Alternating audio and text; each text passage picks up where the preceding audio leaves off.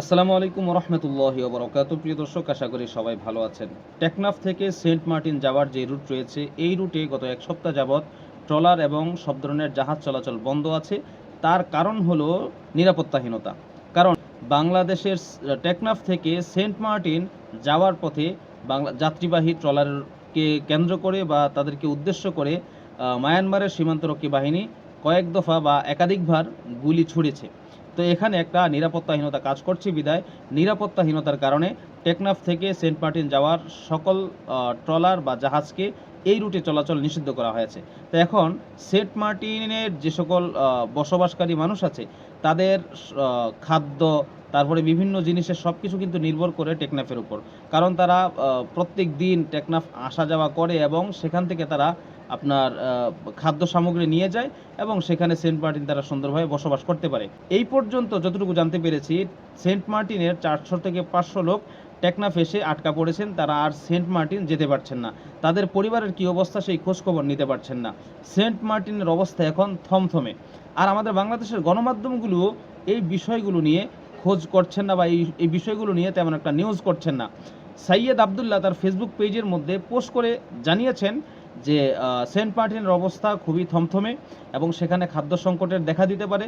কারণ হচ্ছে টেকনাফ থেকে খাবার যায়, টেকনাফে এসে মানুষ খাবার সংগ্রহ করে সেন্ট মার্টিন নিয়ে যায়, সেখানে মানুষ খায়। কিন্তু এই যে মায়ানমারের সীমান্তরক্ষীরা আপনার বাংলাদেশের সেই যাত্রীবাহী ট্রলারের উপর গুলি ছুড়ার কারণে, নিরাপত্তাহীনতার কারণে এই রুটের মধ্যে জাহাজ বা ট্রলার চলাচল নিষিদ্ধ করা হয়েছে।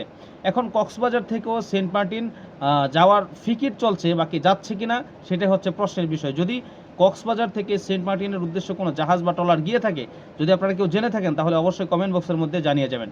তো প্রিয় দর্শক, আমি বলছি বাংলাদেশ হলো একটি স্বাধীন সার্বভৌম রাষ্ট্র। বাংলাদেশের টেকনাফ এবং সেন্ট মার্টিন এগুলো বাংলাদেশের এলাকা, বাংলাদেশের অঞ্চল। তো বাংলাদেশের অঞ্চলে বাংলাদেশের মানুষ যা মনে চায় তাই করবে, কিন্তু আরেক দেশের সীমান্তরক্ষী বাহিনী কেন সেখানে নাক গলাতে আসবে? বাংলাদেশে টেকনাফ থেকে সেন্ট মার্টিন জাহাজ যাক, ট্রলার যাক, বিমান যাক, যেটা মন চায় সেটাই যাক। এখন মায়ানমারের সীমান্তরক্ষীরা কেন বাংলাদেশি যাত্রীবাহী ট্রলারের মধ্যে গুলি করবে? এই প্রশ্নের জবাব আমি আপনাদের কাছে চাই। আর এই যে কিছুদিন আগে আমরা শুনেছিলাম যে ইন্ডিয়ার যে সীমান্তরক্ষী বাহিনী আছে তারা বাংলাদেশের বর্ডারের ভিতর ঢুকে বাংলাদেশের একজন কৃষককে গুলি করে আহত করেছে। তো এখন মায়ানমারের সীমান্তরক্ষী বাহিনীরা তারা বাংলাদেশে জাহাজের উপর, ট্রলারের উপর গুলি করছে। তারপরে ভারতের সীমান্তরক্ষীরা বাংলাদেশের মানুষের উপর গুলি ছুটছে। এখন বাংলাদেশকে কি সবাই খাবলে খাবে নাকি? বাংলাদেশের যে সরকার আছেন তিনি স্বাধীনতার অপরাধী যারা আছে, যুদ্ধাপরাধী যারা আছে তাদেরকে ফাঁসি দিয়েছেন। স্বাধীনতার সার্বভৌমত্ব রক্ষার জন্য যদি যুদ্ধাপরাধীদেরকে ফাঁসি দিতে পারে, তাহলে এই যে আরেক দেশ যে আমাদের উপর হামলা করছে, আমাদের উপর আক্রমণ করছে, এইটার কোনো আন্তর্জাতিকভাবে কোনো সমাধা করা হচ্ছে না কেন? এখন আমরা স্বাধীন সার্বভৌম রাষ্ট্র হওয়া সত্ত্বেও আরেকজন যখন আমাদের দেশের উপর আক্রমণ করে বা আমাদের দেশের সীমান্তের মধ্যে এসে তারা আমাদের দেশের উপর প্রভাব খাটাতে চায়, এটা তো আমাদের স্বাধীনতার সার্বভৌমত্বের জন্য হুমকি। আর আমরা তো এমন জাতি, যেই জাতি পরাধীনতাকে কখনো মেনে নেই না। পরাধীনতাকে না মানার কারণেই কিন্তু আমরা দীর্ঘ 9 মাস যুদ্ধ করে বাংলাদেশকে স্বাধীন করেছি। তো স্বাধীন চেতা মানুষ কেন আরেকজনের পরাধীনতাকে গ্রহণ করবে? এটা আমি আপনাদের কাছে জানতে চাই, আপনারা কমেন্টের মধ্যে বলে যাবেন। প্রিয় দর্শক, সেন্ট মার্টিনে যে মানুষগুলো আছে তারা কিন্তু টেকনাফ নির্ভর।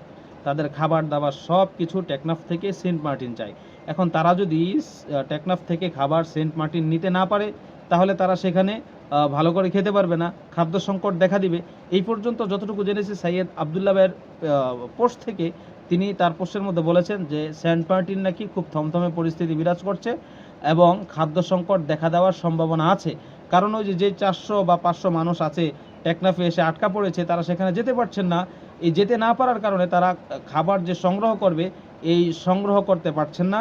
এই জন্য সেন্ট মার্টিনের পরিস্থিতি নাকি এখন একেবারে থমথমে।